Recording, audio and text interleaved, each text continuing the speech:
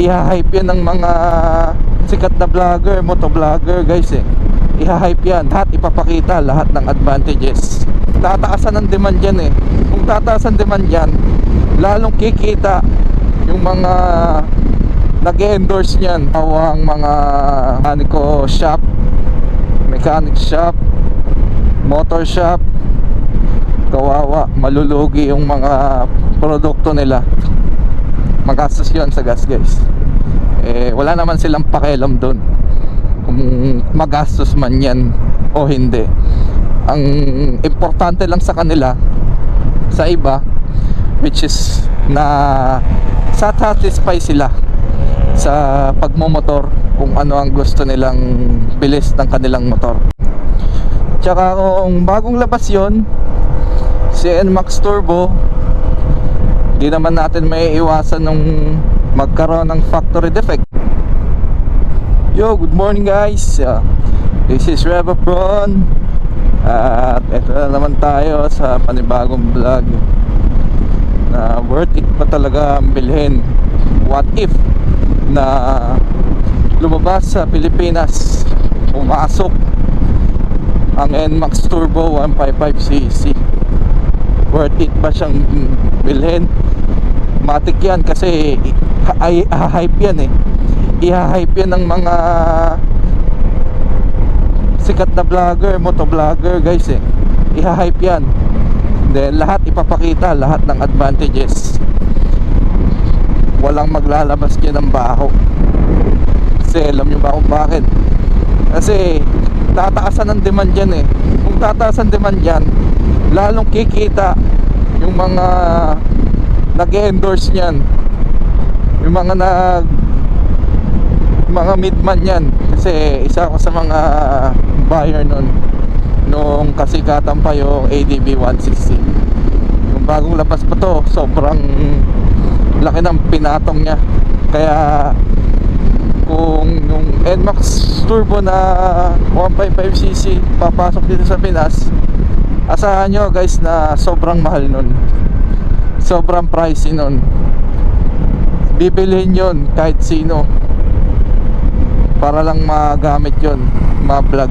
Tsaka kung bagong labas yun, si NMAX Turbo, di naman natin may iwasan nung magkaroon ng factory defect. Pero wag naman sanang magka-factory defect yung mga bagong ilalabas dito. Pero karamihan naman pagbago, mga okay yan eh. Kasi pansin ko dito sa ADB 160, noong bagong labas to sa Pinas, lahat okay. Lahat okay per batch. Monthly yun. Kasi na-release to December 2022 hanggang onwards 2023.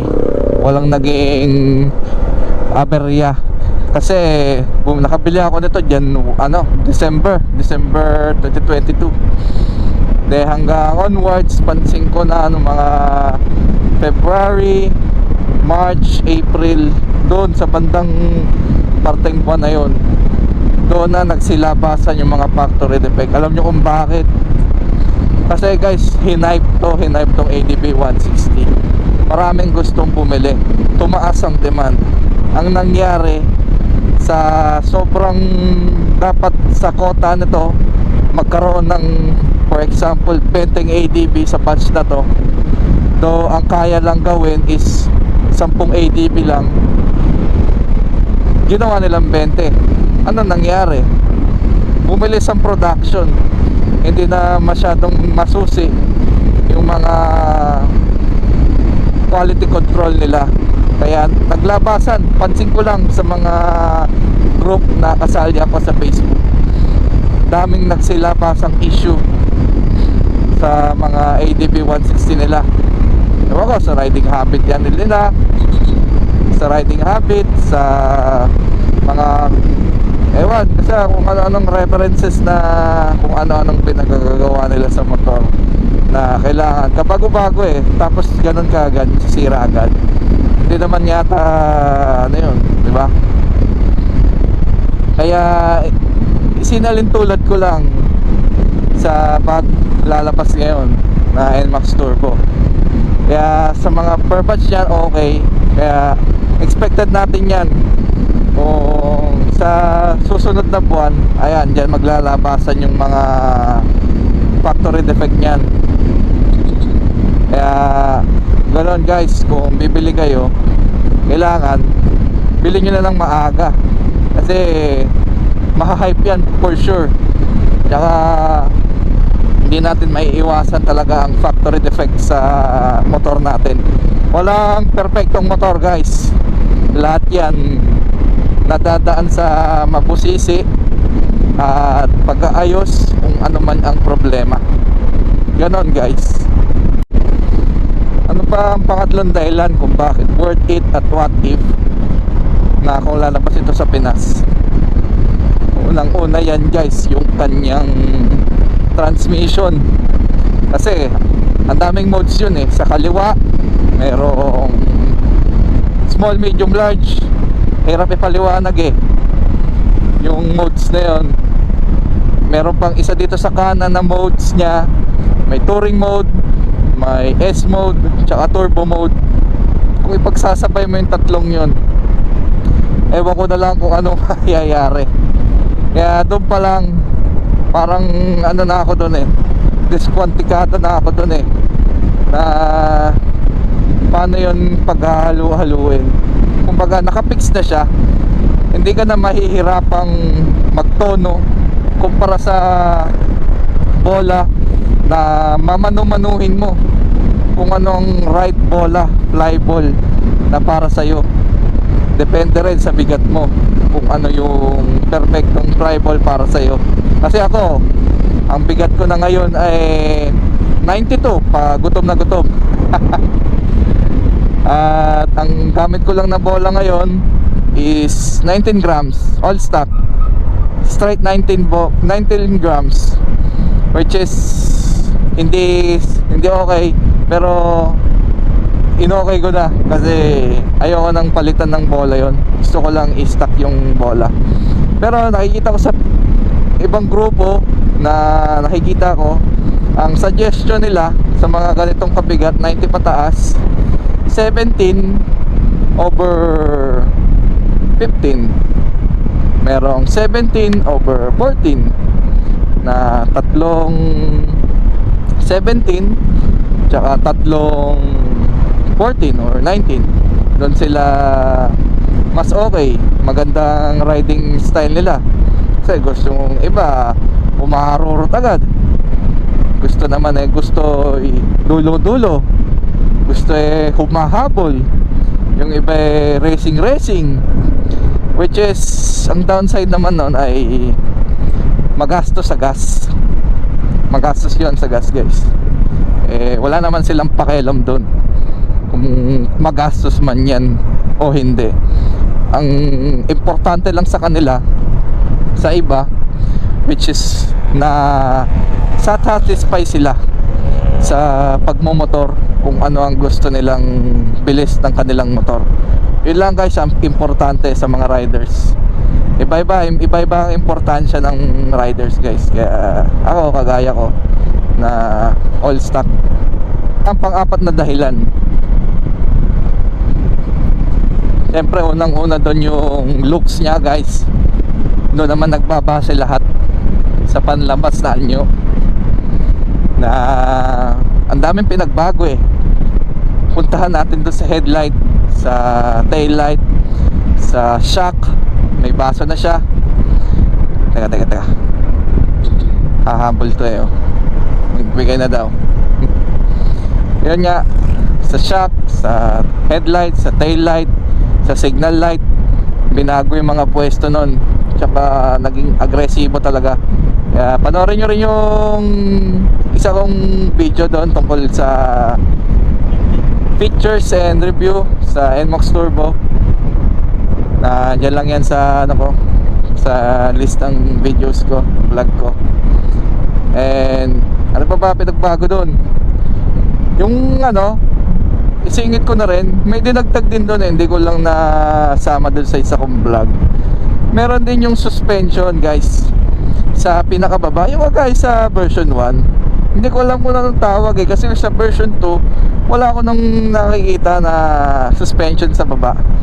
Pero doon sa NMAX Turbo, dinagdagan ng isa pang suspension sa baba ng air filter, kung di ako nagkakamali. Kasi napapansin ko yung ibang version 1 na madalang ko na lang makita, may suspension pa sa baba na mini suspension lang para dagdag, tanggal, tagtag, ganon.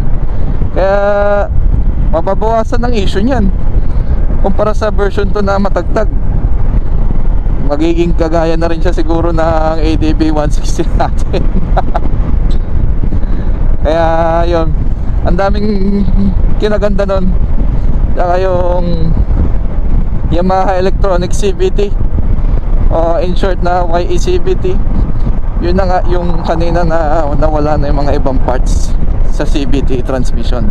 Mas tumaas yung upuan ni NMAX Turbo kasi 600 plus lang yung taas ng upuan sa version 2. Ito kasi 770.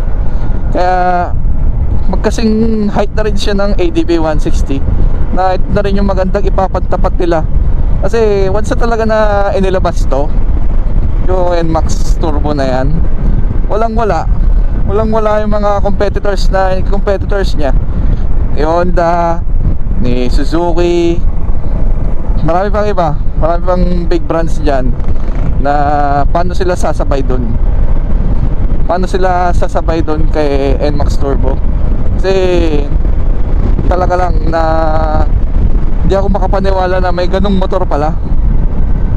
Grabe, kailan ko nakakita ng ganon. Kaya sana hopefully na may labas siya sa Pinas na makagamit din tayo. Kasi para sa akin talaga worth it yun bilhin. Kaya lang in demand, pricey. Yun na nga, balik tayo na in demand, pricey, pinahype ng mga motovloggers natin dyan, mga sikat na motovloggers. Kaya talagang magmamahal yan, pricey yan. Kaya ingat-ingat na lang sa mga bibili ng mga bago. Syempre, so para na rin siya version 3 ng NMAX. Kasi pare-parehas lang naman din yan ng piyesa eh. May mga pinagkaiba lang yan sa ibang parts, ganun. Kaya overall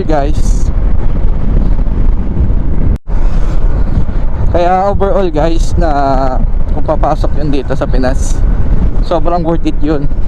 Kasi ando na lahat eh, ando na lahat ng mode eh. Kung gusto mo makatipid, may tipid mode.